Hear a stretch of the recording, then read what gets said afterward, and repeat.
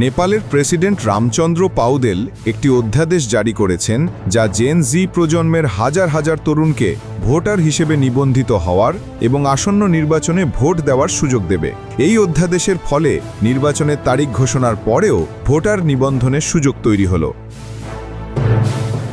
বৃহস্পতিবার ২৫ সেপ্টেম্বর রয়টার্সের বরাত দিয়ে কাঠমান্ডু পোস্ট জানিয়েছে ২০১৭ সালের ভোটার নিবন্ধন আইনের ৪ নম্বর ধারার ২ উপধারা অনুযায়ী নির্বাচনের তারিখ ঘোষণার পর নতুন ভোটার নিবন্ধন নিষিদ্ধ ছিল। যেহেতু প্রধানমন্ত্রী সুশীলা কার্কিকে শপথ পড়ানোর রাতেই প্রেসিডেন্ট আগামী ৫ মার্চ নির্বাচনের তারিখ ঘোষণা করেছিলেন, আইন সংশোধন না হলে অনেক তরুণ প্রথমবারের মতো ভোট দেওয়ার সুযোগ পেতেন না।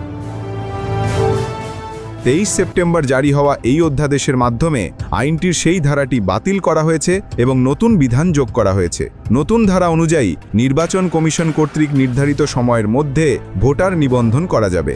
নেপালের নির্বাচন কমিশনের মুখপত্র নারায়ণ প্রসাদ ভট্টরাই জানান, প্রথমে ভোটার নিবন্ধন সম্পন্ন হবে এবং তারপর প্রচলিত নিয়ম অনুযায়ী নির্বাচনের সময়সূচি ঘোষণা করা হবে।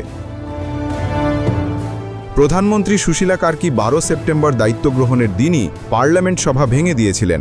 নবনিযুক্ত স্বরাষ্ট্রমন্ত্রী ওম প্রকাশ আচার্য প্রতিশ্রুতি দিয়েছিলেন যে ভোট দেওয়ার যোগ্য কিন্তু বাদ পড়া নাগরিকদের নিবন্ধনের সুযোগ দেওয়া হবে।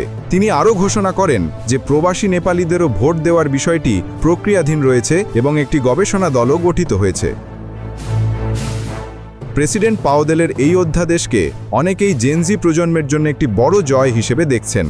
দুর্নীতি এবং দুর্বল শাসন ব্যবস্থার বিরুদ্ধে তাদের সহিংস আন্দোলনের কারণে সাবেক সরকার ক্ষমতাচ্যুত হয়েছিল এবং কার্কির নেতৃত্বে অন্তর্বর্তীকালীন সরকার গঠনের পথ সুগম হয়েছিল।